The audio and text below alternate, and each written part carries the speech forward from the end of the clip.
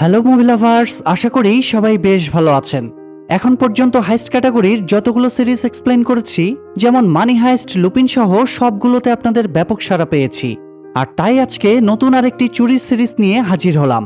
এটি এমন একটি সিরিজ যেখানে দীর্ঘ 7 বছর ধরে তিলে তিলে একটি চুরির প্ল্যান বানানো হয়। তবে এই চুরির পেছনে কি শুধুই লোভ লালসা রয়েছে, নাকি আরো কোনো কারণ আছে? তাছাড়া শেষ পর্যন্ত চুরিটি সফল হবে কিনা, চলুন সেসব দেখে নেই 2023 সালের নেটফ্লিক্স সিরিজ ক্যালাইডোস্কোপ থেকে।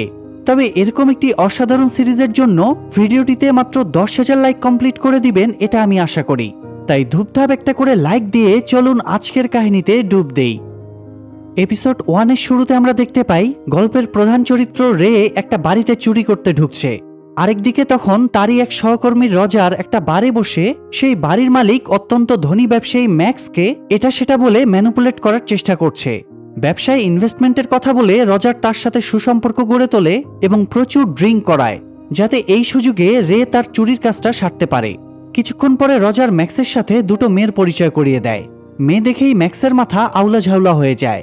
ম্যাক্স তাদেরকে নিয়ে বাড়িতে ফিরে আসে এবং জোরালো একটা পার্টি সং বাজিয়ে দেয়। রে অবশ্য তখন ম্যাক্সের লকার রুমেই ছিল। রে লকারটা ভাঙার চেষ্টা করছিল। ম্যাক্সকে মেয়েদের সাথে ব্যস্ত রেখে রজারও সেই রুমে রে এর কাছে আসে।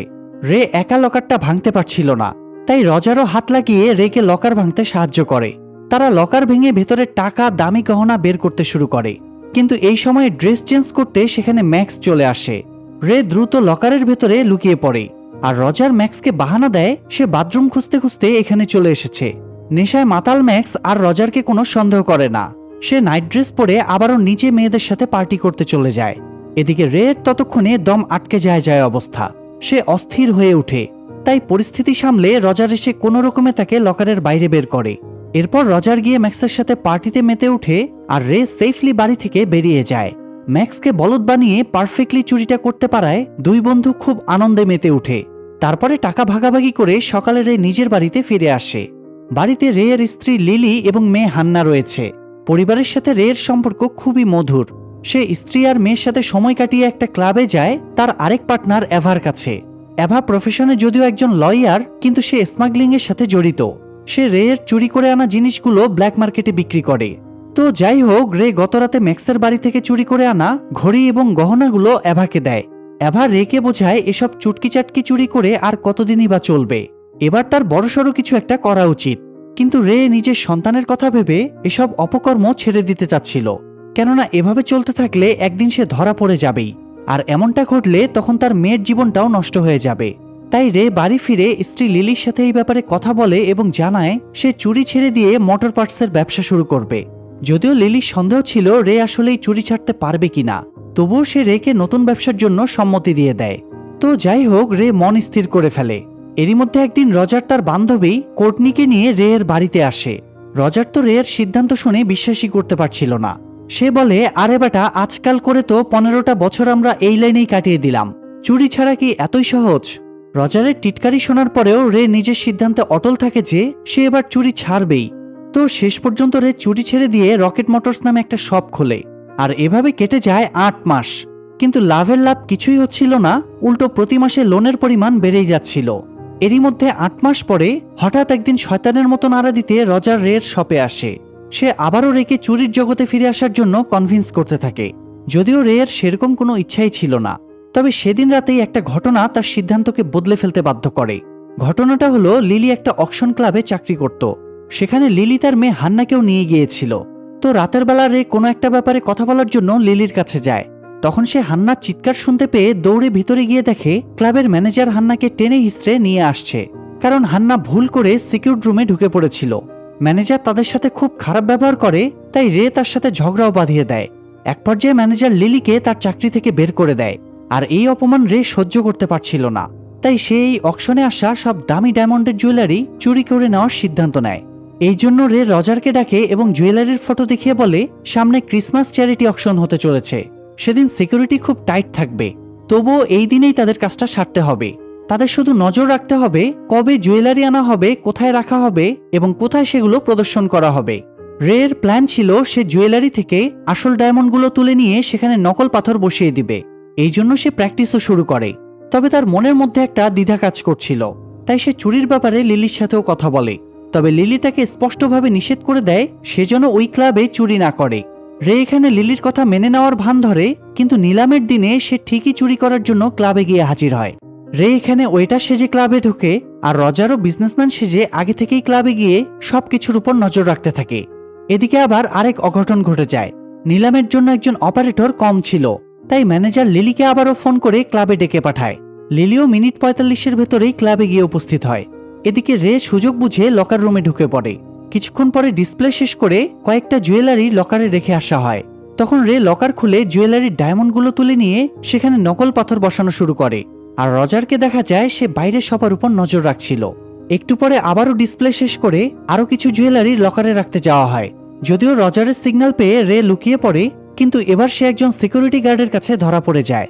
এ সময় রজার সেখানে চলে আসে এবং সেই সিকিউরিটি গার্ডকে ঘায়েল করে রেকে ব্যাকআপ দেয়। তারপরে দুজনে মিলে গার্ডকে অজ্ঞান করে দিয়ে সমস্ত জুয়েলারি ব্যাগে ভরতে শুরু করে। জুয়েলারি নেওয়া শেষ হলে রজার লকার রুমে আগুন ধরিয়ে দেয়। তখন মানুষের মধ্যে হইচই শুরু হয়ে যায় এবং সবাই পালাতে শুরু করে।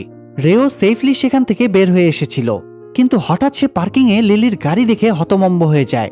রে তখন দ্রুত ক্লাবের ভেতরে ফিরে যায়। ততক্ষণে আগুন সর্বত্র ছড়িয়ে পড়েছিল, আর লিলি একটা ঘরে আটকে পড়েছিল। রে লিলিকে দেখতে পেলেও তার কাছে পৌঁছতে পারছিল না। রে আশেপাশে রজারকে দেখতে পেয়ে তাকে অনুরোধ করে লিলিকে বাঁচানোর জন্য, কিন্তু সেই মুহূর্তে পুলিশ এবং দমকল বাহিনীর এমার্জেন্সি সাইরেন শোনা যায়। তাই রজার লিলিকে বাঁচানোর বদলে উল্টো সেখান থেকে পালিয়ে যায়। রে বিশ্বাসই করতে পারছিল না তার প্রিয় বন্ধু তার সাথে এভাবে প্রতারণা করতে পারে। যাই হোক, রে শেষ মুহূর্তে লিলিকে উদ্ধার করে হাসপাতালে নিয়ে আসে, কিন্তু লিলিকে আর বাঁচানো যায় না। এদিকে একটু পরে পুলিশ এসে চুরির দায়ে রেকে গ্রেফতার করে নিয়ে যায়। ধরা পড়ার আগে রে তার বান্ধবী এভার কাছে লিলির দায়িত্ব দিয়ে যায়। আর এখানেই এপিসোড 1 শেষ হয়ে এপিসোড 2 এর শুরুতে দেখা যায় রে গত 17 বছর ধরে অকশন ক্লাবের চুরির মামলায় জেল খাটছে। অন্যদিকে জুডি নামের আরেকটি মেয়েকে দেখা যায় যে ললিপপের মধ্যে করে ড্রাগ সাপ্লাই করত এবং বিনিময়ে সে অবৈধ সিম কার্ড নিত। আর এই সিম কার্ডগুলো নকল নখের মধ্যে অ্যাটাচ করে জেলে তার বয়ফ্রেন্ড স্ট্যানকে দিয়ে আসতো। পাশাপাশি গার্ডকে ঘুষ দিয়ে ললিপপের ভেতরে করে ড্রাগ সাপ্লাই দিত, আর স্ট্যান সেগুলো জেলের ভেতরে চড়া দামে বিক্রি করত। পাশাপাশি স্ট্যান জেলে প্রফেশনাল রাঁধুনির কাজও করত, আর এই রান্নার আড়ালেই সে তার চোরা কারবারি চালাতো। যাই হোক, স্ট্যানের এই কাজকর্ম অনেকদিন ধরেই পিকারুটস গ্যাং নজরে রাখছিল। তারা স্ট্যানের লাভের ভাগ চাইছিল, কিন্তু স্ট্যান লাভের ভাগ না দেওয়ায় সেই গ্যাং লিডার কিচেনে এসে একটা রুটি বানানোর বেলন দিয়ে মেরে স্ট্যানের কপাল আর গাল ফাটিয়ে দেয়। এ সময় সেখানে রে চলে আসে। রের সাথে স্ট্যানের ভালো সম্পর্ক ছিল এবং তারা রুমমেটও ছিল, মানে চোরে চোরে মাস্তুতো ভাই যাকে বলে আর কি। রেকে আবার জেলের অন্য আসামিরা একটু ভয় পেত, তাই রেকে দেখে গ্যাং লিডার সেখান থেকে চলে যায়। এতে রের প্রতি স্ট্যানের আরও বেশি কৃতজ্ঞতা জন্মায়। যাই হোক, রে যেহেতু আগে থেকেই মেকানিক্যাল কাজটা জানতো, তাই সে জেলে গাড়ির মেকানিকের কাজ করত। কিন্তু কিছুদিন ধরে সে খেয়াল করছিল কাজের সময় তার হাত কাঁপছে। এমনকি সেদিন রাতে রে কাঁপতে কাঁপতে বিছানা থেকে পড়েই যায়। তাই রেকে চেক আপের জন্য দ্রুত জেলের হাসপাতালে নিয়ে যাওয়া হয়। ডাক্তার ওয়াগনার চেক আপ করে জানায় রের এমন একটা রোগ হয়েছে যেই রোগে আক্রান্ত হলে একটা পর্যায়ে মানুষ পুরোপুরি প্যারালাইজড হয়ে যায়। এসব জানার পরে রের মনে হয়, কি করলাম জীবনে, 17 বছর ধরে শুধু জেলই খাচ্ছি, কিন্তু আর না, এবার আমাকে এখান থেকে বের হতেই হবে। রে তাই স্ট্যানকে বলে তাকে জেল থেকে পালাতে সাহায্য করার জন্যে, কিন্তু স্ট্যান বলে তার সাজা শেষ হতে আর মাত্র 6 মাস বাকি।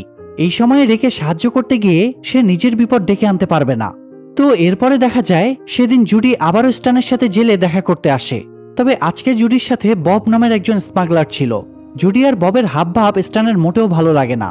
সে ধারণা করে আর কিছুদিন জেলে থাকলে জুডি নিশ্চয়ই তার হাত থেকে ফসকে যাবে, তাই সে রেকে সাহায্য করতে রাজি হয়ে যায়। বিনিময়ে রেও তাকে সাহায্য করবে। তো দুজনে মিলে একটা পারফেক্ট প্ল্যান বানিয়ে ফেলে। প্রথমে স্ট্যান ডাক্তার ওয়াগনারের গাড়ির কাঁচ ভেঙে দেয়। এরপরে রে চেক আপে যাওয়ার ছলে ডাক্তারকে বলে তিনি যেন গাড়িটা গ্যারেজে পাঠিয়ে দেন। রে সেটা ভালো করে সারিয়ে রাখবে। যদিও গাড়ি ঠিক করার আড়ালে রের অন্য প্ল্যান ছিল। সে গাড়ির ডিকির ভেতরে একটা সিক্রেট চেম্বার তৈরি করে, যাতে তার ভেতরে ঢুকে সে পালাতে পারে। যাই হোক, এরপরে আসে সেই কাঙ্ক্ষিত দিনটি। প্ল্যান অনুসারে স্ট্যান রান্নার সময়ে খাবারের ভেতরে ম্যাজিক মাশরুম মিশিয়ে দেয়। অন্যদিকে যাতে এই খাবার খেতে না হয়, তাই রে ডাক্তার ওয়াগনারের কাছে চেক আপে চলে যায়। এ সময় স্ট্যান জেলের সব কয়েদিকে ম্যাজিক মাশরুম মেশানো খাবার খাইয়ে দেয়। তখনই শুরু হয় আসল ম্যাজিক। খাবার খাওয়া সব কয়েদি কেমন অদ্ভুত আচরণ করতে শুরু করে। সবাই বিষাক্ত মাশরুমের প্রভাবে পাগলামি শুরু করে। সবাই যখন হাম পাগল নেহি হ্যায় ভাইয়া হামারা দেমাগ খারাপ হ্যায় এই গানের তালে নাচানাচি করছিল, স্ট্যান তখন নিজেই নিজের হাত কেটে ফেলে। যাতে সেও হাসপাতালে চেক আপ করতে যেতে পারে। তো স্ট্যানও রেয়ের কাছে হাসপাতালে চলে আসে। ততক্ষণে জেলের গার্ড এবং মেডিকেল স্টাফদের কাছে কয়েদিদের পাগলামির রিপোর্ট চলে যায়, তাই তারা হাসপাতাল রেখে জেলে ছুটে যায়। আর রেও ফাঁকা পেয়ে সেই সুযোগে নিজের হাতকড়া খুলে সোজা দৌড়ে ডাক্তার ওয়াগনারের গাড়ির ডিকির ভেতরে ঢুকে পড়ে। একটু পরে ডাক্তার ওয়াগনার গাড়ি নিয়ে বের হয়। গেটে গার্ড গাড়ির ডিকি খুলে চেক করে, কিন্তু রেকে তারা দেখতে পায় না, কারণ রে ততক্ষণে সেই সিক্রেট চেম্বারের ভেতর ঢুকে গিয়েছিল। কিছুক্ষণ পরে ডাক্তার তার বাড়িতে নেমে গেলে রেও গাড়ির পেছনের সিট কেটে সেখান থেকে বেরিয়ে আসে। তারপরে গাড়ি নিয়ে সেখান থেকে পালিয়ে যায়। যাই হোক, রে পালানোর পরে সোজা তার বন্ধু এভার বাড়িতে গিয়ে উপস্থিত হয়। এভার সাথে টুকটাক কথা হবার পরে রে তার মেয়ে হান্নার সাথে দেখা করার কথা জানায়। এভা পরামর্শ দেয় হান্নার সাথে রেয়ের দেখা না করাই ভালো, কারণ হান্না এখন নতুন করে নিজের জীবন সাজিয়ে নিয়েছে। এমনকি সে তার বাবার নামের পদবি বাদ দিয়ে এখন হান্না কিম পরিচয়ে হাইটেক সিকিউরিটিতে চাকরি করে। কিন্তু সব শুনেও রে এভার নিষেধ অমান্য করে সোজা হান্নার সামনে গিয়ে উপস্থিত হয়। হান্না বাবাকে সেই ছোটবেলায় শেষবারের মতো দেখেছিল। দীর্ঘ 17 বছর পরে বাবাকে দেখে সে বেশ হকচকিয়ে যায়। বাবার প্রতি হান্নার অনেক আক্রোশ ছিল, কারণ বাবার জন্যই তো তার মাকে মরতে হয়েছিল। তবুও রে মেয়েকে কনভিন্স করে তার সাথে কথা বলতে একটা জায়গায় বসে। কিন্তু রেয়ের ইমোশনাল কথাবার্তা হান্নার ভালো লাগছিল না, কারণ ছোটবেলায় একবার হান্না রেয়ের সাথে জেলে দেখা করতে গেলে রে তার সাথে তখন দেখা করেনি, তাই হান্না সেই অভিমানে সেখান থেকে চলে যায়। তবে রে হান্নাকে ফলো করতে করতে হান্নার অফিসে ঢুকে পড়ে, আর তখন সে হান্নাকে তার পুরনো বন্ধু রজারের সাথে দেখতে পায়। এ হলো সেই রজার যে রেয়ের সাথে প্রতারণা করেছিল, যার জন্য রেয়ের স্ত্রী মারা গিয়েছিল। এমনকি তার জন্যই তো রে এত বছর ধরে জেল খাটছে। আর সেই রজারের সাথেই নিজের মেয়েকে দেখে রে হতভম্ব হয়ে যায়। তবে পরে সে জানতে পারে রজার এখন অনেক বড় একটা সিকিউরিটি কোম্পানি খুলেছে, আর হান্না মূলত সেখানেই চাকরি করে। অন্যদিকে তখন দেখা যায় রেয়ের মিসিং কেসের দায়িত্ব পেয়েছে আব্বাসি নামের একজন FBI এজেন্ট। আব্বাসি এভার কাছে গিয়ে জিজ্ঞাসাবাদ করে, কারণ এভা পার্সোনালি রেয়ের লয়ার ছিল। কিন্তু চতুর এভা আব্বাসিকে ভূগোল বুঝিয়ে দেয় যে সে কিছুই জানে না, তবে হতে পারে পিকারুটস গ্যাংয়ের ভয়েই রে জেল থেকে পালিয়েছে। এমনটা বুঝিয়ে এভা ব্যাপারটা কাটিয়ে দেয়। এরপরে দেখা যায় আব্বাসি একটা আগুন লাগা গাড়ির সামনে গিয়ে পৌঁছেছে। এটি মূলত ডাক্তার ওয়াগনারের গাড়ি, যেটা নিয়ে রে পালিয়েছিল। রে এভাকে দিয়ে গাড়িতে একটা বেওয়ারিশ লাশের ব্যবস্থাও করেছিল। এরপরে তারা গাড়িতে আগুন লাগিয়ে দেয়, যাতে করে মনে হয় রে পালাতে গিয়ে অ্যাক্সিডেন্টে গাড়িতে আগুন লেগে পুড়ে মারা গিয়েছে। এরপরে এভা লিও নামে রেয়ের নতুন আইডি কার্ড, পাসপোর্ট আর ড্রাইভিং লাইসেন্স বানিয়ে দেয়। তো নতুন জীবন পাওয়ার পরে রেয়ের একমাত্র উদ্দেশ্য হয়ে দাঁড়ায় রজারের উপরে প্রতিশোধ নেওয়া এবং হান্নাকে তার কাছ থেকে সরিয়ে আনা। কিন্তু হান্না তো রেয়ের সাথে কথাই বলবে না, তাই রে চিঠি লিখে হান্নাকে তার সমস্ত না বলা কথাগুলো জানিয়ে দেয় এবং তাকে কনভিন্স করার চেষ্টা করে। আর এখানেই মূলত এপিসোড 2 শেষ হয়ে যায়। এপিসোড 3 এর শুরুতে রেকে দেখা যায় জেল থেকে পালিয়ে আসার পরে নতুন পরিচয়ে সে প্রায় 6.5 বছর কাটিয়ে দিয়েছে। অন্যদিকে হান্নাকে দেখা যায় সে তার বস রজারের স্পাই হয়ে কাজ করছিল। হান্না অন্য আরেকটি কোম্পানির সিকিউরিটি অফিসার কেটের সাথে ভাব জমায়। তারপরে তাকে একটা বই গিফট করে। কেট বইটা নিয়ে তার অফিসে যায়। সেই বইয়ের ভেতরে আবার স্পাই ক্যামেরা লাগানো ছিল, আর সেই ক্যামেরার মাধ্যমে হান্নার সব পাসওয়ার্ড জেনে যায়। তারপরে সে সিস্টেম হ্যাক করে ভল্ট রুমে যায় এবং প্রায় $2 মিলিয়ন সোনার বার চুরি করে নিয়ে আসে। তো সেই চুরি হওয়া সোনাগুলো রজার সেই সিকিউরিটি কোম্পানির মালিকের কাছেই আবার নিয়ে যায়। এরপরে বলে, আপনার কোম্পানির ভল্ট যথেষ্ট সিকিউর না, তাই আপনাদের সব মূল্যবান জিনিসপত্র আমাদের SLS ভল্টে রাখুন। এটি পৃথিবীর সবচেয়ে সুরক্ষিত ভল্ট। এই বলে সে লোকটিকে কনভিন্স করে চলে যায়। এদিকে রেকে তখন দেখা যায় সে রজারের SLS ভল্টে চুরি করার জন্য টিম গোছানোর প্ল্যান করছিল। প্রথমেই সে নিজের টিমে স্ট্যানকে জয়েন করানোর কথা ভাবে, যদিও স্ট্যান এখন চুরি চামারি ছেড়ে দিয়েছে, আর জুডিও তার লাইফে এখন নেই। জুডি ববের সাথে নতুন জীবন শুরু করেছে, তাই সবকিছু ছেড়ে দিয়ে স্ট্যান এখন একটা কনফিকশনারি চালায়। রে একদিন স্ট্যানের দোকানে গিয়ে হাজির হয়। স্ট্যান রেকে দেখেই বুঝতে পারে সে কোনো খারাপ মতলব নিয়ে এসেছে, তাই সে রেকে স্পষ্ট না করে দেয়। কিন্তু যখন সে জানতে পারে রে $7 বিলিয়ন বা $700 কোটি ভল্ট লুট করার প্ল্যান করছে, তখনই স্ট্যানের মাথা ঘুরে যায় আর সে রেয়ের প্ল্যানে যোগ দিয়ে ফেলে। রে স্ট্যানকে SLS ভল্টের সিকিউরিটির ব্যাপারে টুকটাক তথ্য দিচ্ছিল।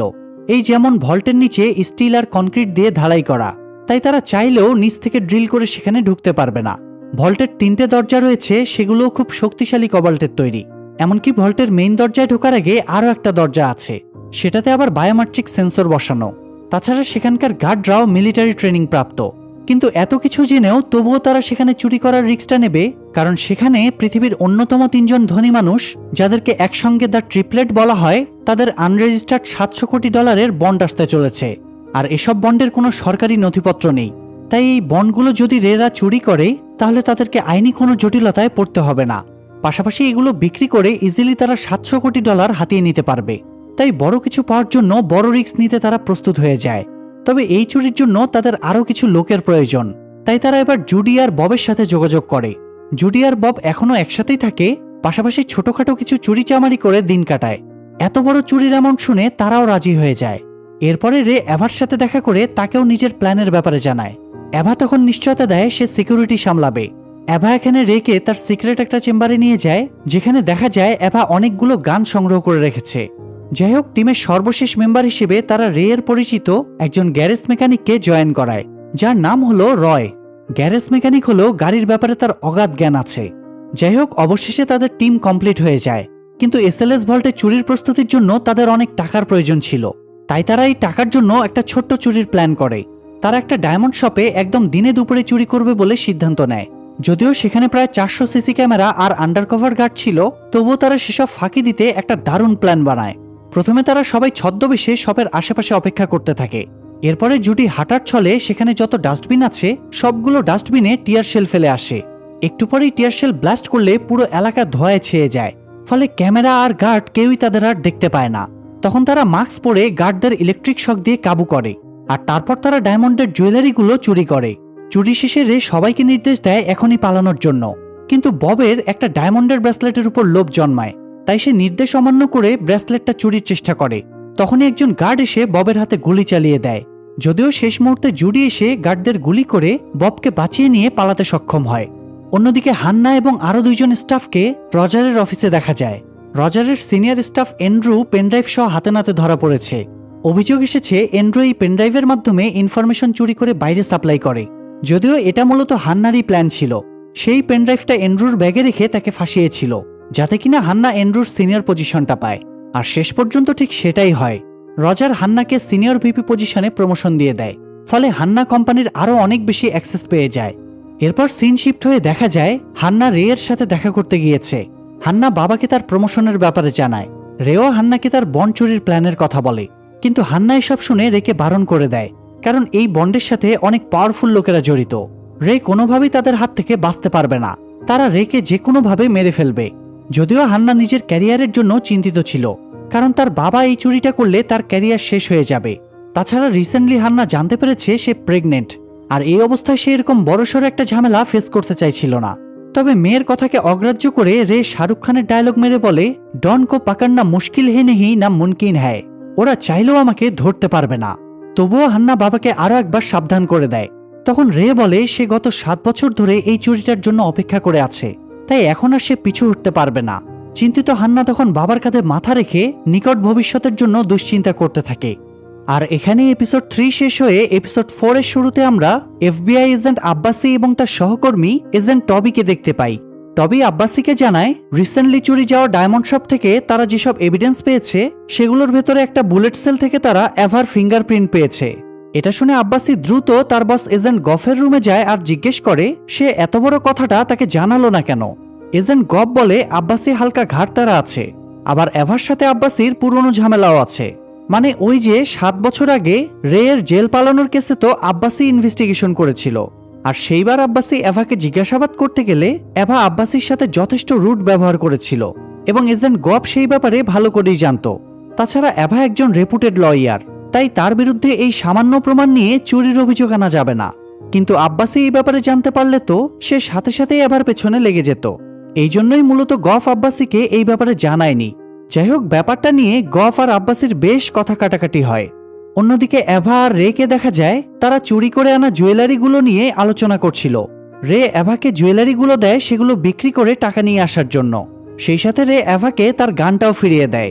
এভা জুয়েলারিগুলো নিয়ে একজন ক্লায়েন্টের কাছে যায়, সাথে করে সে ববকেও নিয়ে যায়। জুয়েলারিগুলো $4 লাখ বিক্রি হয়।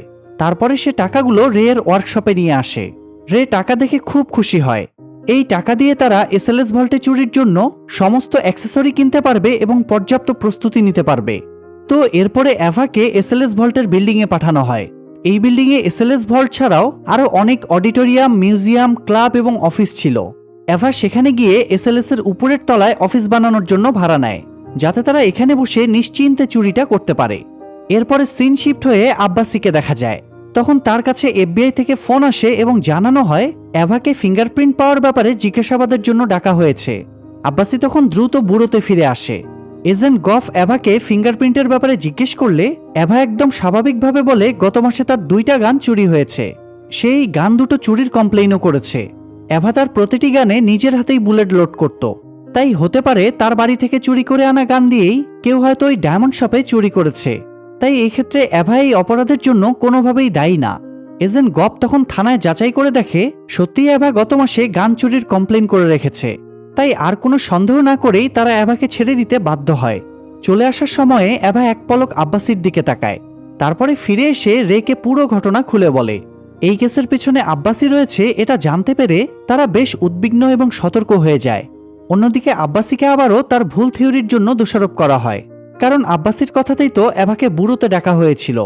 বস আব্বাসিকে এই কেস থেকে সরিয়ে দেয় এবং নির্দেশ দেয় সে যেন আর এই কেস নিয়ে কোনো রকম মাথা না ঘামায়। এরপরে সিন শিফট হয়ে আবারও রে আর তার টিমকে দেখা যায়। তারা চুরির ব্যাপারে প্ল্যান বানাচ্ছিল। তাদের কাছে এসএলএস এর ব্লুপ্রিন্ট ছিল না, তাই রয় বেশ কিছু ট্র্যাকার তৈরি করে। তারপরে সেই ট্র্যাকারগুলো কমোড এবং বেসিনের পাইপলাইনে এবং ভেন্টিলেটরের ভেতরে ফেলে দেয়। ফলে তারা পুরো বিল্ডিংয়ের এক্স্যাক্ট মাপটা পেয়ে যায়, এমনকি পুরো ব্লুপ্রিন্ট তারা ডিটেক্ট করে ফেলে।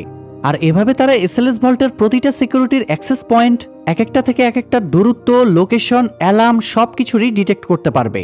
সো তাদের কাজটা এভাবে আরও সহজ হয়ে যায়। যাই হোক, এফবিআই ব্যুরো থেকে আব্বাসিকে তো এভার কেসে ইনভেস্টিগেশন করতে নিষেধ করা হয়েছিল, কিন্তু তারপরও সে সিক্রেটলি এভার বাড়ির উপরে নজর রাখছিল। তখন হঠাৎ সে ববকে এভার বাড়িতে যেতে দেখে তার ফটো তুলে নেয়। পরে এই ফটো অ্যানালাইসিস করে সে ববের কেস রেকর্ডগুলোর ব্যাপারে জানতে পারে। পাশাপাশি ববের বউ হওয়ায় সে জুডির ব্যাপারেও জেনে যায়। তারপরে আব্বাসি এবং তার সহকর্মী জুডি আর ববের সাথে স্ট্যানকেও দেখে ফেলে। আর এবার শুরু হয় আসল খেলা। আব্বাসি স্ট্যানের প্রোফাইল ঘাঁটতে গিয়ে জানতে পারে স্ট্যান জেলে রে এর সাথে একই সেলে থাকত। আবার জেলে স্ট্যানের সাথে বব আর জুডি দেখা করতে আসতো। এই বব আবার গতদিন এভার সাথে দেখা করেছে। আর এভা তো ছিল রে এর লয়ার। তার মানে পুরো সার্কেলে সে একই বিন্দুতে মিলে যাচ্ছে।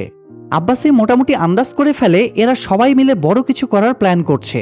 সেই সাথে সে এটাও সন্দেহ করে হয়তো রে বেঁচে আছে, না হয় তার কোনো পার্টনার এই টিমটাকে লিড করছে। আর এই খোঁজ পাওয়ার জন্য সে এভাকে হাত করার সিদ্ধান্ত নেয়। কিন্তু এভা যে জিনিস, তাই তাকে হাত করার জন্য তো আগে তার কোনো একটা দুর্বলতা খুঁজে বের করতে হবে। আর এই জন্য আব্বাসি এভাকে ফলো করে একটা ক্লাবে যায়। কিন্তু সেখানে গিয়ে উল্টো আব্বাসি আরও ফেঁসে যায়, কারণ আব্বাসিকে ফাঁসানোর জন্য এটা এভার একটা ফাঁদ ছিল। সে আব্বাসির পকেটে ড্রাগ রেখে তাকে পুলিশ দিয়ে ধরিয়ে দেয়। ফলে হেনস্থার শিকার হয়ে আব্বাসি এভার উপর আরও প্রতিশোধ পরায়ণ হয়ে ওঠে। এরই মধ্যে আব্বাসি জানতে পারে এভা স্পেন থেকে পালিয়ে এখানে এসেছিল। এভার সাথে তার ন্যানিও এসেছিল। এভা এখানকার নাগরিকত্ব পেলেও তার ন্যানি এখনো এখানকার নাগরিকত্ব পায়নি। সুতরাং তাদের মধ্যে এখনো একজন অবৈধ অভিবাসী। তাই আব্বাসি এভার ন্যানিকে পুলিশ দিয়ে ধরিয়ে দেয়। তারপরে এভাকে কথা বলার জন্য একটা জায়গায় ডাকে। আব্বাসি এভাকে চয়েস দেয়, হয় সে আব্বাসিকে তার টিমের ব্যাপারে সব সময় তথ্য দিয়ে হেল্প করবে, অন্যথায় আব্বাসি এভার ন্যানিকে স্পেনে আবারও ফেরত পাঠিয়ে দেবে। কোনো উপায় না পেয়ে এভা এবার আব্বাসির প্রথম শর্ত মেনে নেয় এবং তাকে রে আর তার টিমের সব তথ্য দেওয়ার ব্যাপারে রাজি হয়ে যায়। তার মানে বোঝাই যাচ্ছে সামনে রে এর প্ল্যানে বড় কোনো ঝামেলা ঘটতে চলেছে। আর এই টান উত্তেজনার মধ্য দিয়ে এপিসোড 4 এখানেই শেষ হয়। এপিসোড 5 এর শুরুতে দেখা যায় চুরি করতে তাদের আর 5 দিন বাকি আছে। রে টিম মেম্বারদের নিয়ে প্ল্যান গোছাচ্ছিল এবং তাদেরকে এসএলএস ভল্টের পুরো ডিটেলস দিচ্ছিল। প্রথমে রে জানায় গুরুত্বপূর্ণ জিনিসপত্র নিয়ে একটা আর্ম ট্রাক এসএলএস এর ভেতরে যায়, তাই তারা প্রথমে ওই ট্রাকটা ক্লোন করবে। তারপরে সেই ট্রাকের ভেতরে করে তারা এসএলএস এর ভেতরে পৌঁছাতে পারবে। কিন্তু এরপরের কাজগুলো মোটেও সহজ ছিল না, কারণ এখানে দুটো লিফট আছে। একটা লিফটে সকলের প্রবেশ নিষেধ। এই লিফট দিয়ে শুধুমাত্র মালামাল ওঠানামা হয়, তাও আবার অত্যন্ত সিকিউরিটির সাথে।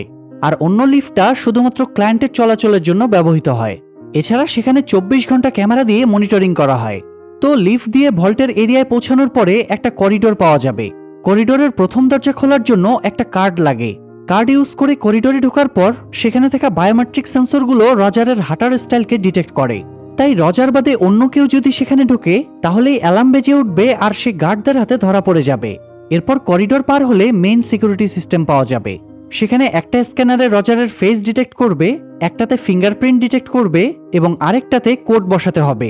আর এই কোডটা বসালে সিস্টেমের টেম্পারেচার মনিটর বন্ধ হবে।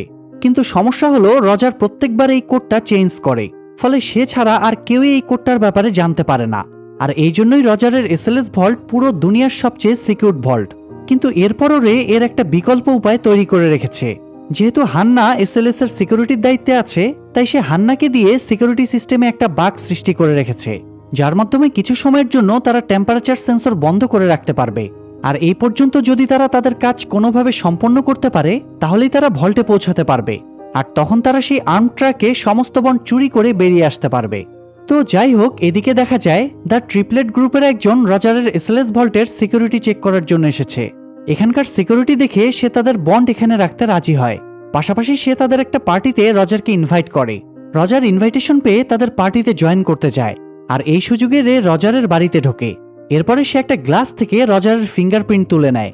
তারপরে রজারের আই লেন্সে কোনো একটা কেমিক্যাল দিয়ে সেফলি চলে আসে। অন্যদিকে দ্য ট্রিপলেট গ্রুপ রজারের সাথে প্রাইভেটলি মিটিং করে। তারা জানায় সরকার তাদের উপরে সব সময় নজর রাখছে, তাদের প্রতিটা ট্রানজ্যাকশন খতিয়ে দেখছে। তাই তাদের পক্ষে বেশি দিন এই $700 কোটি অবৈধ বন্ড লুকিয়ে রাখা সম্ভব না। এজন্য তারা রজারকে দায়িত্ব দেয় এই বন্ডগুলোকে যেভাবেই হোক সে যেন টাকায় কনভার্ট করার ব্যবস্থা করে। কিন্তু রজার এত বড় রিস্ক নিতে চাইছিল না, কারণ রাতারাতি এত বড় অ্যামাউন্টকে অর্থে কনভার্ট করা প্রায় অসম্ভব। তবুও তারা রজারকে প্রেশার দিতে থাকে এই কাজটা করে দেওয়ার জন্য। তাই উপায় না পেয়ে রজারও তাদের অর্ডার মেনে নেয়। বাড়ি ফিরে রজার আরেকটা ধাক্কা খায়। আননোন নাম্বার থেকে কেউ একজন তাকে ফোন দিয়ে বলে, তোমার কোনো কিছুই সিকিউর না, না তোমার ফ্যামিলি, না তোমার আইডেন্টিটি, আর না তোমার মূল্যবান ভল্ট। এই ফোন কল পাওয়ার পরে রজারের মাথা ঘুরে যায়। সে আবারও তার সকল সিকিউরিটি সিস্টেমকে চেক করে দেখে এবং জানতে পারে টেম্পারেচার সিস্টেমে কিছু বাগ রয়েছে। রজার তাই দ্রুত সিস্টেম আপডেট করার নির্দেশ দেয়।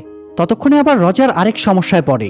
রে যেহেতু তার আই লেন্সে কোনো একটা কেমিক্যাল মিশিয়ে দিয়েছিল, তাই সে লেন্স ইউজ করায় তার চোখে জ্বালা করতে শুরু করে এবং চোখ দিয়ে পানি পড়তে থাকে।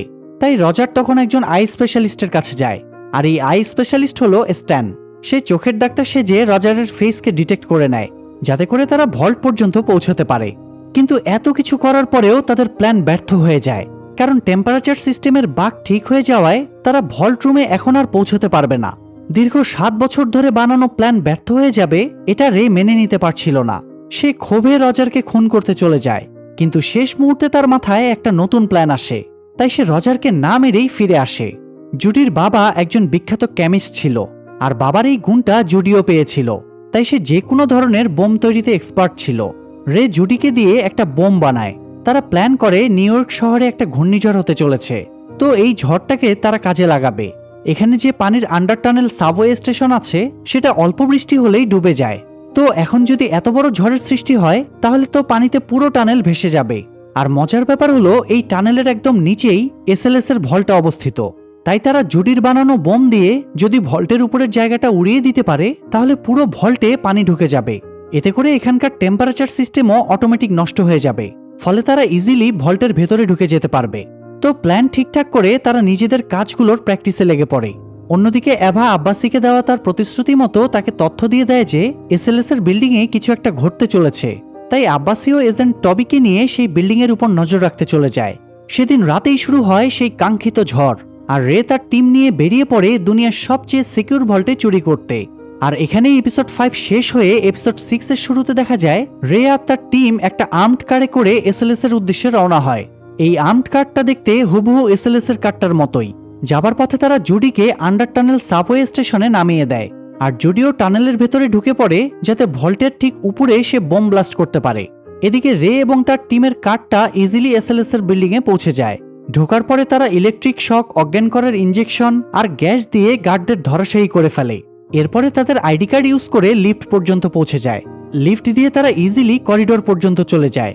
আপনারা আগেই জেনেছেন করিডোরে বায়োমেট্রিক সেন্সর লাগানো আছে। এই সেন্সরগুলো রজারের হাঁটা চলার স্টাইলকে ডিটেক্ট করার পরেই পরবর্তী দরজা খুলে দেয়। তো এই সেন্সরকে ফাঁকি দেওয়ার জন্য তারা এবার সেই রকম একটা পদ্ধতি কাজে লাগায়। তারা প্রথমে করিডোরের ভেতরে মৌমাছি ছেড়ে দেয়। অসংখ্য মৌমাছির উড়াউড়িতে বায়োমেট্রিক সেন্সরগুলোতে বাগ সৃষ্টি হয়। সেগুলো সঠিকভাবে আর কোনো কিছুই ডিটেক্ট করতে পারে না। আর এই সুযোগ কাজে লাগিয়ে রে একটা স্যুট পরে নেয় যাতে মৌমাছির কামড় খেতে না হয়। তারপরে এই স্যুট পরে একদম ইজিলি সে করিডোর পার হয়ে যায়। তবে এত কিছু যে ঘটছে, রজার তার বাড়িতে মনিটরের সামনে বসেও কিছুই বুঝতে পারছিল না। আসলে হান্না পুরো ভল্টের সিসিটিভি সিস্টেম নিয়ন্ত্রণ করছিল। সে জ্যামার ইউজ করে একটা ভিডিওকে লুপে চালিয়ে দিয়েছিল, তাই মনে হচ্ছিল ভল্টে সবকিছুই স্বাভাবিক আছে। যাই হোক, রে করিডর পার হয়ে সিকিউরিটি সিস্টেমের সামনে এসে রজারের নকল ফেস মাস্কটা পরে সেন্সরের সামনে দাঁড়ায়। মাস্কটা যেহেতু পারফেক্টলি বানানো হয়েছিল, তাই সিস্টেম এটাকে রজার হিসেবেই সিলেক্ট করে নেয় এবং পরবর্তী দরজা খুলে যায়। আর এবার শুধু বাকি থাকে সর্বশেষ এবং সবচেয়ে জটিল সিস্টেমেটিক দরজাটা। এটিই মূলত সেই টেম্পারেচার সিস্টেম যেটার দরজা শুধুমাত্র একটা কোডের মাধ্যমেই খুলবে। তবে তাদের কাছে তো বিকল্প উপায় আছেই, তাই এবার শুধু জুডির জন্য তাদের অপেক্ষা। জুডি ঠিকঠাকভাবে টানেলের ভেতরে বোমটা ব্লাস্ট করতে পারলেই ভল্টের ভেতরে পানি ঢুকে যাবে এবং টেম্পারেচার সিস্টেম অফ হয়ে যাবে। কিন্তু সমস্যা হলো, টিম মেম্বাররা সবাই ভল্টের সামনে পৌঁছে গেলেও জুডি বোমটা ঠিকঠাকভাবে বসাতে পারছিল না, যার কারণে ভল্টের টেম্পারেচার বেড়েই যাচ্ছিল। আর এই টেম্পারেচার আরেকটু বেড়ে গেলেই রে এবং বাকিরা সেখানে আটকে পড়বে। তাই জুডিকে সাহায্য করার জন্য রয় দ্রুত টানেলের ভেতরে জুডির কাছে চলে যায়। পরিস্থিতি বুঝে রয় জুডিকে সেখান থেকে বের করে নিয়ে যেতে চাইছিল। তখন টানাটানির মাঝে জুডির হাত থেকে বিস্ফোরক কেমিক্যালটা পড়ে যায় আর তখনই সেটা ব্লাস্ট করে। দুজনে দৌড়ে কোনো রকমে টানেল থেকে বেরিয়ে যায়। ততক্ষণে টানেল পানিতে ভরে যায় এবং ফাটল দিয়ে ভল্টের ভেতরে পানি ঢুকতে শুরু করে, ফলে তারা আরামসে ভল্টের ভেতরে ঢুকে যায়। এদিকে টেম্পারেচার সিস্টেম অফ হয়ে যাওয়ায় রজার সেটার নোটিফিকেশন পেয়ে একটু চিন্তিত হয়ে যায়। সে সাথে সাথে হান্নাকে কানেক্ট করে এই ব্যাপারে ইনফর্ম করে। হান্না রজারকে বোঝায় এটা সামান্য সফটওয়্যার ইস্যু, দ্রুতই সে এটাকে ঠিক করে ফেলবে। এ সময় রজারের ছেলে বাইরে যাওয়ার জন্য রজারকে ডাক দেয়, তাই রজার হান্নাকে বিশ্বাস করে তার হাতে সবটা ছেড়ে দিয়ে বাইরে চলে যায়। এরপর সিন শিফট হয়ে আমরা রে, এভা, স্ট্যান আর ববকে দেখতে পাই। স্ট্যান এবং বব দক্ষ হাতে ভল্টের দরজার লক ভেঙে ভল্ট খুলে ফেলে, আর তখনই বন্ডের বক্সগুলো তারা দেখতে পায়। বক্স খুলে শিওর হয়ে নেয় এগুলো আসল বন্ড কিনা। তারপরে তারা বক্সগুলো সরিয়ে একটা ট্রলির উপরে সাজিয়ে রাখতে শুরু করে। এদিকে এজেন্ট আব্বাসি আর টবিকে দেখা যায় তারাও একই বিল্ডিংয়ে এভার রেসপন্সের জন্য অপেক্ষা করছিল। আব্বাসি এভাকে একটা মেসেজ দিয়ে আপডেট জিজ্ঞেস করে। এভা কাজের ফাঁকে রিপ্লাই দিয়ে আব্বাসিকে 59 তলায় আসতে বলে। পাশাপাশি এভা ফেক গানফায়ার দেখিয়ে আব্বাসিকে 59 তলা দেখিয়েও দেয়। তাই আব্বাসি টবিকে নিয়ে সেদিকে দৌড় লাগায়। কিন্তু 59 তলায় এসে আব্বাসি বুঝতে পারে এই সবই এভার ফাঁদ। সে মিথ্যা বলে আব্বাসিদের এখানে টেনে এনেছে। সেখানে সে কয়েকটা ডিভাইসও দেখতে পায়।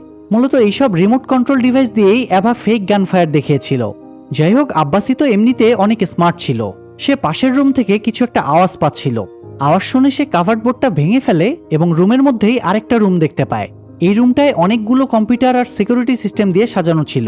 অ্যাকচুয়ালি এই রুমের সিস্টেমগুলো থেকেই এসএলএস ভল্টের সব ক্যামেরাকে কন্ট্রোল করা হচ্ছিল।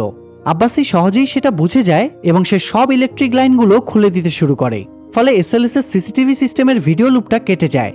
অন্যদিকে রজারকে তখন দেখা যায় সে তার ছেলের সাথে সময় কাটাচ্ছিল, কিন্তু হঠাৎ মনিটরে চোখ পড়তেই তার বাবাগো মাগো অবস্থা হয়ে যায়। রজার ক্যামেরায় দেখতে পায় কিভাবে তার ভল্টে লুটপাট চলছে, তাই সে দ্রুত বাড়ি থেকে দৌড়ে বেরিয়ে যায়। এদিকে রজার চুরির ব্যাপারে জেনে গিয়েছে, এই ব্যাপারটা হান্না রেকে জানিয়ে দেয়। রে কিছুটা সতর্ক হয়ে যায় এবং নিজেদের কাজ দ্রুত শেষ করার নির্দেশ দেয়। এদিকে জুডিকে দেখা যায় সে বন্ডের বক্সগুলো চেক করে নেয় বন্ড ঠিকঠাক আছে কিনা। তারপরে সে বক্সগুলো লিফটে তুলে রয়ের উদ্দেশ্যে পাঠিয়ে দেয়। কিন্তু মাঝপথে হান্না একটা সাংঘাতিক কাজ করে। সে লিফট থেকে বন্ডের সবগুলো বক্স নামিয়ে একটা ফ্ল্যাটে ঢুকিয়ে নেয়। তারপরে নকল বন্ডের বক্সের উপরে আসল বন্ডের কয়েকটা পেপার সাজিয়ে দেয়, যাতে কেউ বুঝতে না পারে এগুলো নকল বন্ড। তারপরে হান্না সেই নকল বন্ডের বক্সগুলো আবার লিফটে তুলে দেয়। আর এসব কিছু না জানা রয় সেই নকল বন্ডগুলোই কালেক্ট করে ট্র্যাকে তুলে নেয়। এদিকে রে, এভা, স্ট্যান আর ববকে দেখা যায় তারা রজারের শেষ একটা ভল্ট খোলার চেষ্টা করছিল। কিন্তু এই সময়ে বব তার মোবাইলে কানেক্ট থাকা সিসি ক্যামেরায় দেখতে পায় আব্বাসি আর টবি দৌড়ে বিল্ডিংয়ে ঢুকছে। এটা দেখে সে ভল্ট খোলা বাদ দিয়ে পালিয়ে যায়। তাই রে স্ট্যানকে নিয়েই লাস্ট ভল্টটা খুলে ফেলে।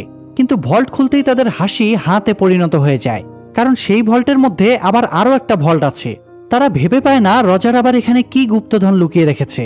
লোভে পড়ে তারা এই ভল্টটাও খুলতে যাবে, ঠিক সেই সময় বব একটা চাল চালে। সে নিচে গিয়ে ভল্ট রুমের সিকিউরিটি অ্যালার্মটা বাজিয়ে দেয়, যাতে রে, স্ট্যান আর এভা ভল্ট রুমেই আটকে যায়। আর এই সুযোগে বব যাতে বন্ডগুলো নিয়ে পালিয়ে যেতে পারে। যদিও কিনা ঠিক সময়ের মধ্যেই রে এবং বাকিরা ভল্ট রুম থেকে পালিয়ে আসতে পেরেছিল। ববও ততক্ষণে জুডিকে নিয়ে রয়ের কাছে পৌঁছে যায়। তারপরে সে রয়কে মারতে শুরু করে। এক পর্যায়ে রয় ববকে গুলি চালাতে গেলে জুডি রয়কে গুলি করে মেরেই ফেলে। অন্যদিকে রে, স্ট্যান আর এভা বাইরে বেরোচ্ছিল, তখন রে হঠাৎ থেমে যায়। সে স্ট্যান আর এভাকে বাইরে বেরিয়ে যেতে বলে নিজে আবারও ভল্ট রুমের দিকে চলে যায়। স্ট্যান রে এর নির্দেশ মেনে বাইরে এসে দেখে বব আর জুডি মিলে রয়ের লাশটা লুকিয়ে ফেলছে। এই দৃশ্য দেখে তার আর বুঝতে বাকি থাকে না যে বব তাদের সাথে বেইমানি করেছে। বব সাথে সাথে স্ট্যানের উপরেও গুলি চালাতে শুরু করে। এ সময় জুডির আবার পুরনো প্রেম জেগে ওঠে। সে স্ট্যানকে বাঁচাতে একটা রড দিয়ে ববকে পেছন থেকে আঘাত করে। এরপরে রডটা দিয়ে ববের গলায় ফাঁস দিয়ে তাকে মেরে ফেলার চেষ্টা করে। এক পর্যায়ে ববের দেহটা নিস্তেজ হয়ে গেলে জুডি সেখানেই বডিটা ফেলে রেখে সরে যায়। একই সময় বাইরে বেরিয়ে এভা দেখতে পায় সেখানে কেউ নেই, শুধু বন্ড ভর্তি ট্রাকটা পড়ে আছে। তবে সেও তো জানতো না এগুলো নকল বন্ড। এভা তাই দ্রুত ট্রাকে উঠে সেগুলো নিয়ে পালানোর চেষ্টা করে। তখন হঠাৎ সেখানে আব্বাসি আর টবি এসে রাস্তা আটকে দাঁড়ায়। আব্বাসি এখানে এভার উপরে গুলিও চালায়, তবে এভা তাদের পাত্তা না দিয়ে ট্রাক নিয়ে সেখান থেকে পালিয়ে যায়। এদিকে ববের দেহটা রাস্তাতেই পড়েছিল। এভা চাইলেই ট্রাকটা তার বডির উপর দিয়ে চালিয়ে দিতে পারত, কিন্তু লাস্ট মুহূর্তে সে এটা না করে পাশ কেটে সাই করে বেরিয়ে যায়। ঠিক তখনই আবার ববের জ্ঞান ফিরে আসে। ববের গলায় রক্ত জমাট বেঁধে গিয়েছিল, তাই ঠিকমতো শ্বাস নিতে পারছিল না। তাই বব পকেট থেকে একটা কলম বের করে সেটা গলার ভিতর ঢুকিয়ে দেয়। এতে জমাট রক্ত বের হয়ে আসে এবং বব শ্বাস ফিরে পায়। যাই হোক, এদিকে রে আবারও ফিরে গিয়ে রজারের অফিস রুমে ঢুকে। তারপরে রজারের ফেক ফিঙ্গারপ্রিন্ট দিয়ে তার লকার খুলে ভল্টের চাবিটা বের করে। এরপরে রে আবারও ভল্টের দিকে এগিয়ে যাচ্ছিল, তখন রজারের একজন লোক আসে এবং রের দিকে গান পয়েন্ট করে। ঠিক সেই মুহূর্তে হান্না এসে পেছন থেকে লোকটাকে মেরে সেন্সলেস করে ফেলে। হান্নাকে দেখে রে একটু বিচলিত হয়, কারণ হান্নার এখানে থাকাটা তাদের প্ল্যানের অংশ ছিল না। মূলত রে নিজের মেয়েকে কোনো বিপদের মধ্যে রাখতে চাইছিল না। হান্না এখানে কি করছে রে জিজ্ঞেস করলে হান্না বলে সে তাদের প্ল্যানটা চেঞ্জ করেছে। মূলত হান্নাও চায়নি তার বাবার সাথে দুনিয়ার এত এত পাওয়ারফুল লোকের সাথে শত্রুতা তৈরি হোক, তাই বাবাকে বাঁচাতেই হান্না সব বন্ড চুরি করে নিয়েছে। হান্না জানায় সেই বন্ডগুলো দ্য ট্রিপলেটের কাছে পৌঁছে দেবে। শুধু তাই না, এই অবৈধ বন্ডগুলো বৈধ করে তাদেরকে টাকায় কনভার্ট করবে। এক্ষেত্রে ট্রিপলেটের আরেকটা লাভ হবে, সেটা হলো তারা এই বন্ডগুলো চুরি হয়ে গিয়েছে এই অজুহাত দেখিয়ে ইন্স্যুরেন্সের টাকাও হাতিয়ে নিতে পারবে। আর এসবের কারণে তারা হয়তো আজকে রে এবং তার টিমের অপরাধকে ক্ষমা করে দেবে, তাদের হয়তো আর কোনো ক্ষতি করবে না। তবে হান্না চাইলে তো রেকে চুরির আগে এই চুরি করা থেকে আটকাতে পারত, কিন্তু সে এটা করেনি, কারণ বাবার মতো সেও রজারের উপর প্রতিশোধ নিতে চাইছিল। আর এজন্যই মূলত সে পরিচয় গোপন করে এত বছর ধরে রজারের কোম্পানিতে চাকরি করছিল।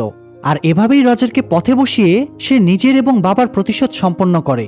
যাই হোক, নিজের কথাগুলো বলে হান্না সেখান থেকে বেরিয়ে যায়, আর রে আবেগে কিছুক্ষণ কান্নাকাটি করে।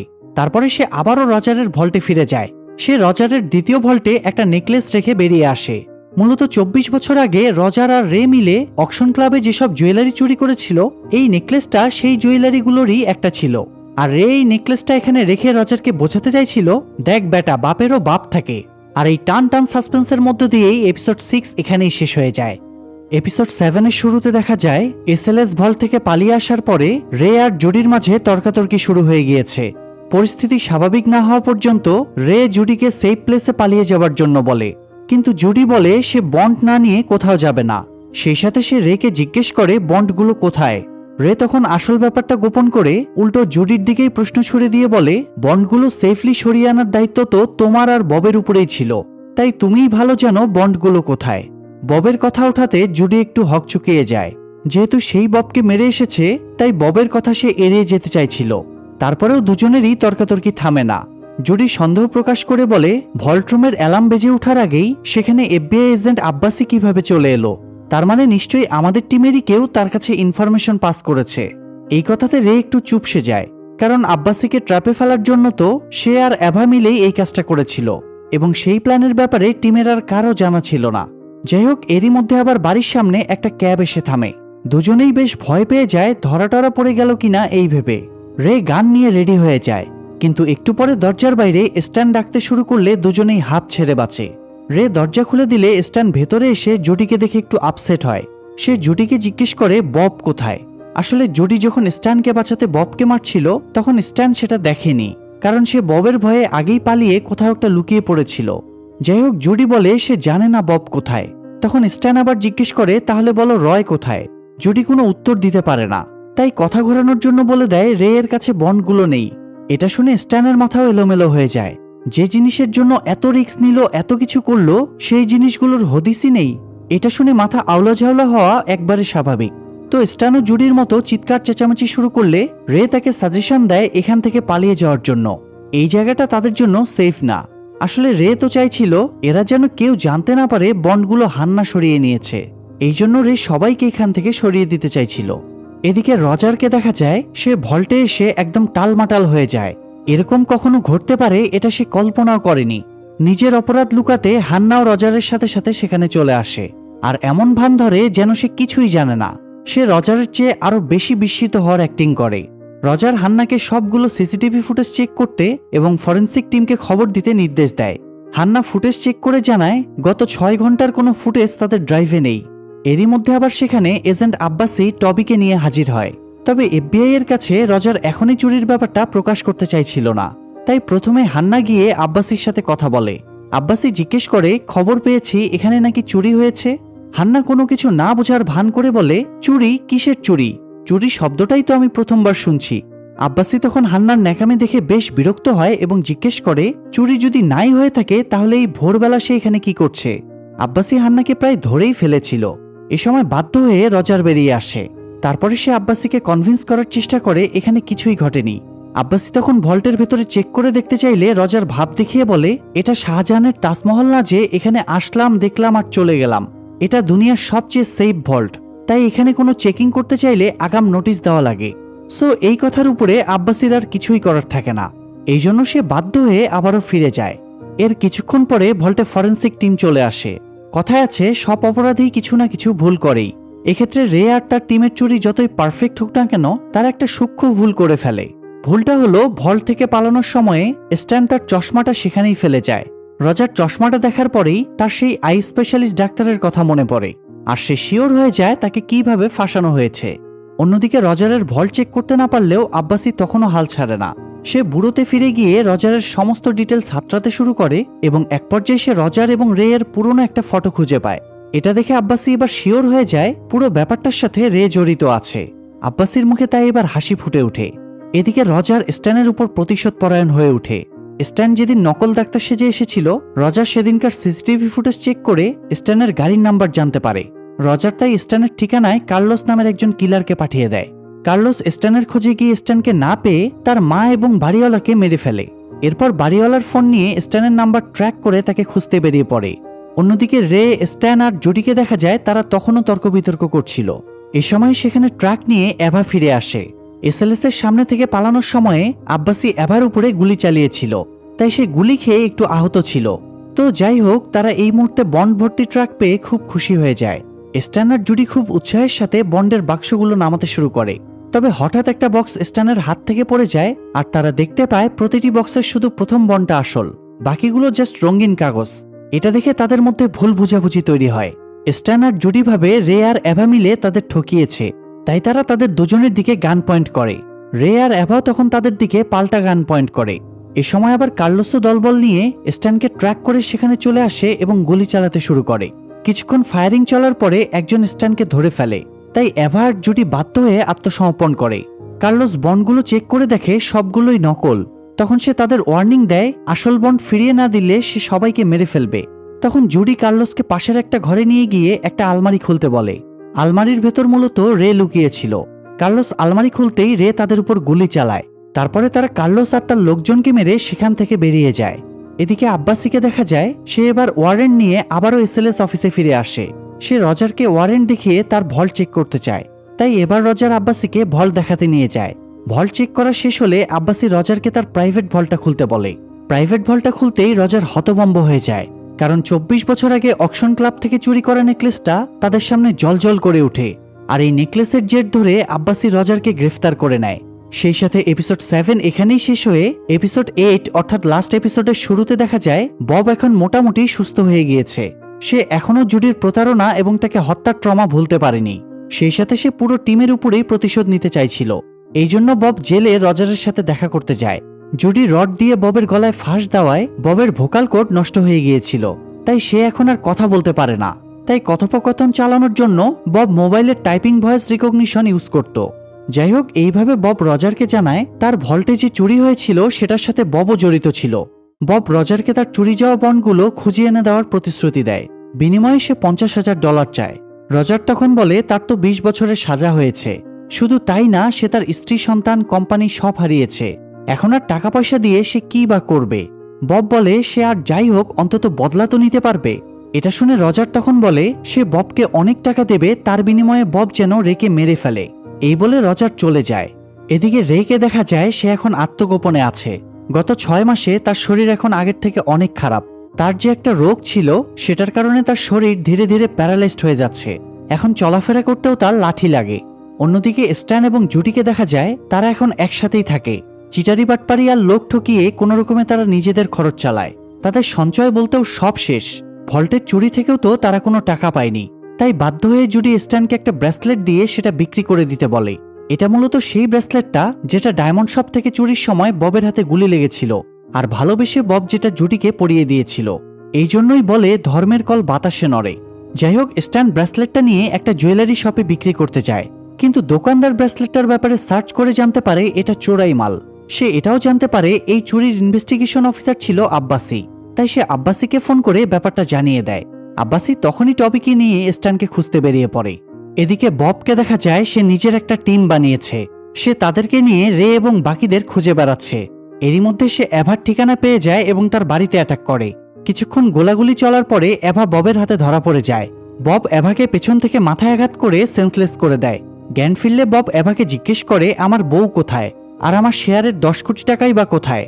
এভা বিরক্ত হয়ে ববকে বলে আমাকে দেখে কি তোমার মনে হয় আমার কাছে 10 কোটি টাকা আছে? বব আর কিছু না বলে এভার বাড়ি সার্চ করে, আর এভার বিভিন্ন জায়গায় লুকিয়ে রাখা সব গানগুলো বের করে নেয়।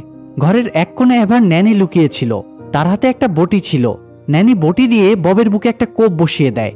যদিও বব এই আঘাতও সহ্য করে নেয়। সে ন্যানি আর এভাকে পাশাপাশি বসিয়ে গান পয়েন্ট করে জিজ্ঞেস করে রে কোথায়। এভা রে এর ব্যাপারে বলতে চায় না, কিন্তু এবার ন্যানি ভয়ে রেকে ডেকে পাঠায়।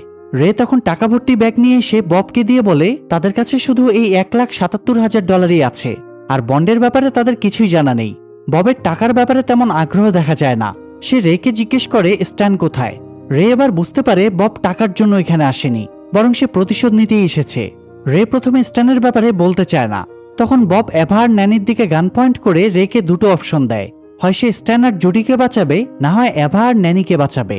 তাই আর উপায় না পেয়ে রে স্ট্যানের ফোন নাম্বার বের করে তাকে ফোন দেয় এবং স্ট্যানকে একটা জায়গায় আসতে বলে। রে স্ট্যানকে জানায় সে তার জন্য সমুদ্রের বিচে টাকা নিয়ে অপেক্ষা করবে।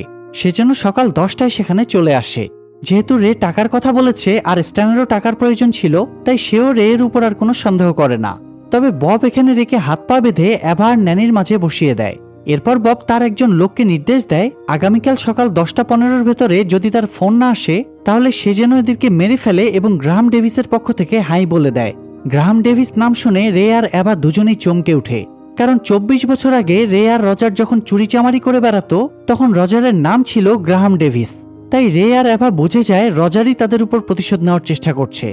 যাই হোক, স্ট্যান আর জুডি টাকা নেওয়ার জন্য সকাল 10টায় নির্ধারিত জায়গায় চলে আসে, আর একটু পর ববও সেখানে পৌঁছে যায়। তাদের পাশাপাশি স্ট্যানকে ট্র্যাক করে আব্বাসিও টিম নিয়ে সেখানে চলে আসে। আব্বাসি প্রথমেই গান হাতে ববকে দেখতে পায়। সে বুঝে যায় বব প্রতিশোধ নিতে এসেছে, তাই আব্বাসি দৌড়ে আড়াল থেকে বেরিয়ে আসে ববকে সামলাতে।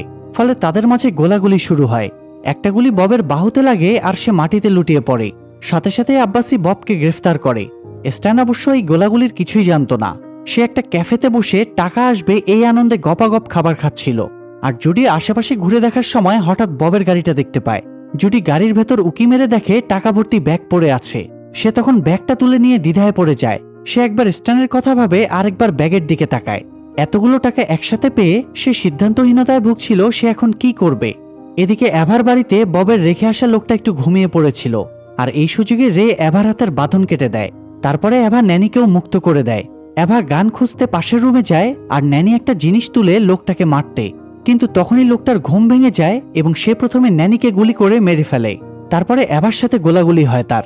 এভার পিস্তলের বুলেট শেষ হয়ে যাওয়ায় এক পর্যায়ে লোকটা এভাকেও গুলি করে মেরে ফেলে। এ সময় রে নিজের বাঁধন কেটে লোকটাকে ছুরি দিয়ে ঘায়েল করে এবং তাকেও মেরে ফেলে। এই পুরো জার্নিতে একমাত্র এভাই রে এর সাথে প্রথম থেকে শেষ পর্যন্ত ছিল। তাই এভার মৃত্যুতে রে খুব শোকাহত হয়ে পড়ে। সে এভার মৃতদেহটা কিছুক্ষণ কোলের উপর নিয়ে বসে থাকে।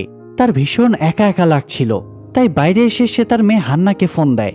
রে এভার মৃত্যুর কথা গোপন রেখে মেয়ের সাথে স্বাভাবিকভাবেই কথা বলে। হান্না বাবার সাথে তার বাচ্চার পরিচয় করিয়ে দেয়।